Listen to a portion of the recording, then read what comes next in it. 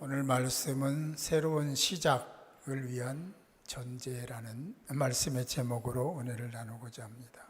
우리가 무엇에든지 익숙해지려면 그만한 노력이 필요하고 애씀이 있어야 됩니다. 그러니까 무언가 익숙해졌다라고 하면 그 과정을 거친 거고 그런 어려움도 다 이겨낸 거다라고 볼 수 있습니다.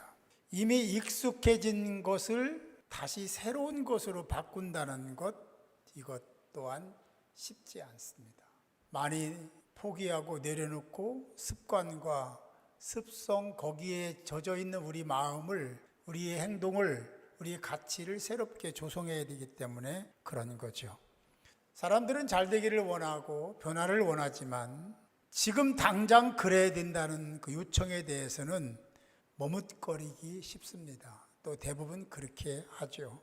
미지의 세계에 대한 두려움 때문에 아직 가보지 않은, 경험하지 않은 세계에 대한 것 때문에 그런 것도 없지 않습니다. 박성철님의 글에 이런 글이 있습니다. 성공한 사람의 달력에는 today, 오늘이라는 글씨가 적혀 있습니다. 실패한 사람의 달력에는 tomorrow, 내일이라는 말이 적혀 있습니다. 성공한 사람의 시계에는 now, 지금이라는 말이 적혀 있지만 실패한 사람의 시계에는 next, 다음이라는 말이 거기에 찍혀져 있습니다. 지금 당신의 달력에는, 당신의 시계에는 어떤 단어가 적혀 있습니까? 많이 생각하게 하는 부분이죠. today냐, tomorrow냐, 오늘이냐, 내일이냐는 굉장한 차이가 있는 겁니다. 성공과 실패를 불러옵니다. 지금 나오냐, 넥스트 다음이냐 하는 것이 극과 극입니다. 성공이냐 실패냐가 결정되는 겁니다. 이스라엘은 하나님의 백성들입니다. 그런데 하나님의 백성인데 모든 것을 다 잃을 때가 있었습니다. 여러분 잘 아시는 바벨론의 공격을 받아서 북이스라엘과 남유다가 멸망했습니다. 그리고 그들은 포로로 끌려가서 70년 동안 외국에서 포로로 사는 겁니다. 그 중간에 이 거대한 바벨론이 페르시아의 공격을 받고 주저앉습니다. 다행인 것은, 감사한 것은 바벨론과는 다르게 페르시아는 이스라엘 백성들이 그 땅에서 자기의 문화, 자기의 전통, 자기의 종교를 유지하도록 허락을 했습니다. 누가 했을까? 누가 그렇게 한 겁니까? 하나님이 하셨습니다. 왜냐하면 당신을 다시 신앙하도록 길을 열어놓으신 겁니다. 그게 아니었다면 하나님을 다 잃어버렸을 겁니다. 이로 인해서 야훼 신앙이 회복되고 이로 인해서 회파된 예루살렘 성전이 재건되는 원동력이 되었음을 믿으시기 바랍니다. 하나님의 부름받은 스룹바벨은 유대 총독으로 임명을 받고 예루살렘으로 돌아옵니다. 그리고 많은 일을 시도하게 되는데 오래 견디지 못했습니다. 왜냐하면 세상적인 것에 다 젖어들어서 신앙은 다 무너지고 지도자들은 하나같이 다 부패한 지도자가 됐습니다. 이 소식을 들은 아론의 16대 손인 에스라가 1750명을 데리고 예루살렘에 옵니다. 이것은 스룹바벨이 1차, 에스라가 2차 귀환을 하는 거죠. 에스라는 종교개혁이 목적이었습니다. 대대적인 종교개혁을 합니다. 그리고 이스라엘 백성들은 그의 지도력을 따라서 다 회개하고 돌아서는 일들이 있었습니다. 그 후에 13년이 흘렀습니다. 그리고 느헤미야가 예루살렘에 대한 소식을 듣습니다. 큰 환란이 생겼다는 거예요. 예루살렘 성이 회파됐다는 겁니다. 그분들은 다 불에 타서 소실을 띄었다는 소식을 들은 겁니다. 느헤미야는 페르시아 왕으로부터 총독 임명을 받고 예루살렘으로 돌아오죠. 3차 포로 귀환, 그리고 극심한 주변의 방해, 내부자들의 고발, 그런 혹독한 상황 속에서도 옷 입고 무장한 상태로 잠자고 또 그들을 물리치고 또 일하면서 예루살렘 성전을 52일 만에 완성합니다. 기적이었습니다. 불가능을 가능케 한 하나님의 역사를 우리는 보고 있습니다. 에스라는 율법과 말씀에 능한 자라고 하나님이 함께하는 하나님의 사람이라고 소개를 합니다. 그에 대한 이야기는 7장 6절의 말씀에 나옵니다. 그는 이스라엘 하나님 여호와께서 주신 모세의 율법에 익숙한 학자 학자로서 그의 하나님 여호와의 도우심을 입음으로 말미암아 왕에게 구하는 것은 다 받았다. 하나님이 하신 겁니다. 하나님의 섭리죠. 정통 유대교의 신앙이 에스라의 변화로부터 회복되기 시작했다 해도 틀린 말이 아닙니다. 한 사람이 중요합니다. 가정에서 어떤 한 사람이 중요합니다. 그 사람이 헌신하고 희생하고 기도하고 애쓰고 그러면 가정이 달라지는 거거든요. 교회에 한 사람이 중요합니다. 하나님이 원하시는 바를 위해서 열심히 기도하고 희생하고 헌신하고 섬기면 교회 전체가 달라지기 시작합니다. 왜냐하면 하나님이 기름 부으셨기 때문에 거기에 동의하고 공감대를 형성하는 사람이 생겨나게 돼 있고, 그러면 힘을 모아서 합력하여 선을 이루는 아름다운 과정이 있기 때문에 그 한 사람 때문에 교회가, 한 사람 때문에 민족이 살아날 수 있다. 에스라는 유대인들이 제2의 모세라고 불렀다고 했습니다. 이스라엘의 회복과 부흥을 위해서 적지 않은 공을 세운 사람이 에스라였습니다.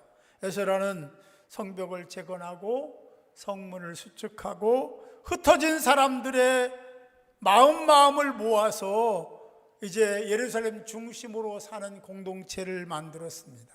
이스라엘의 모든 백성이 그런 상황 속에서 일제히 수문 앞 광장이 있었는데 그 광장에 모였다라고 성경은 말씀하죠. 그런데 거기에 보니까 일제히라는 말이 있는데 그 의미를 원어적으로 해석을 하면 한 사람의 마음같이라는 뜻입니다. 다 모인 그들이 말씀을 들을 만한 사람 다 모였는데 거기에는 할아버지도 계시고 손자도 있고 남녀노소 답니다. 그리고 그들이 한 일이 뭐죠? 학자인 에스라를 초청했습니다. 그리고 하는 말이 뭐냐면 우리는 말씀을 듣고 싶습니다. 말씀을 들려주세요. 강론을 원했던 겁니다. 에스라가 그곳에 와서 율법책을 필 때에 거기 있던 모든 사람들이 다 일어나서 말씀을 받았다라고 얘기를 해요. 우리 교회가 하나님 말씀을 읽을 때 다 일어나잖아요. 여기에서 온 말씀. 사실은 그 당시에 하나님을 송축하고 찬양할 때, 기도할 때, 이런 때는 일어섰습니다. 그런데 말씀을 들을 때는 앉아서 들었습니다. 그런데 이들이 거룩한 하나님 말씀을 들을 때 그럴 수 없다라는 똑같은 한 마음이 있었기에 그들이 다 일어나서 하나님 말씀을 들었는데, 그들이 들은 말씀 새벽부터 정오까지입니다. 새벽부터 정오까지 6시간을 말씀을 들었다. 대단하지 않습니까? 그들은 말씀을 사모했고 말씀을 들을 때 사람들은 아멘, 아멘, 아멘, 아멘 그랬다. 성경은 말씀합니다. 그들이 말씀을 들을 때 크게 깨닫고 울기 시작했습니다. 아니, 내가 울고 싶어 우는 게 아니에요. 하나님이 그렇게 감동을 주시니까 눈물이 나는 거거든요. 그리고 그들은 이렇게 얘기합니다. 오늘은 성일이다. 이 성일이다라는 말을 여러 차례 얘기를 하면서 성일이니 슬퍼하거나 눈물 흘리지 마라, 울지 마라, 더 이상 근심하지 마라, 오히려 하나님을 송축하고 기뻐해라 라고 합니다. 오늘 성일이니 엄숙하고 조용히 이 날을 지켜라 라고 말씀하고 있습니다. 그렇습니다. 말씀은 힘입니다. 활력입니다. 능입니다. 권세입니다. 하나님 말씀이 모든 것을 행합니다. 변화와 부흥의 원동력은 말씀과 기도인 줄 믿으시기 바랍니다. 새로운 시작, 그것은 말씀을 들음으로. 새로운 시작은 하나님 말씀을 말씀되게 하기 위해서, 그런 행위를 갖기 위해서, 그렇게 살기 위해서 기도가 필요한 겁니다.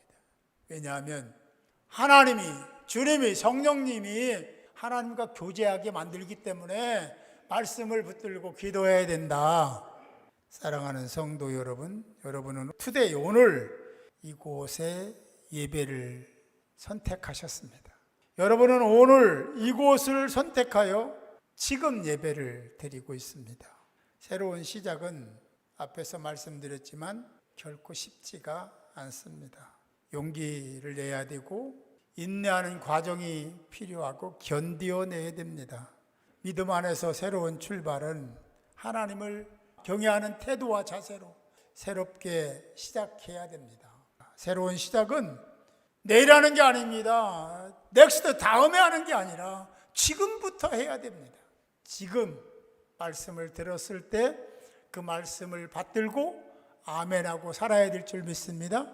그게 변하고 그런 변화 속에 있는 사람이 하나님의 사람이요 하나님의 계획 속에서 복을 받는 주의 거룩한 백성이 될 줄 믿습니다.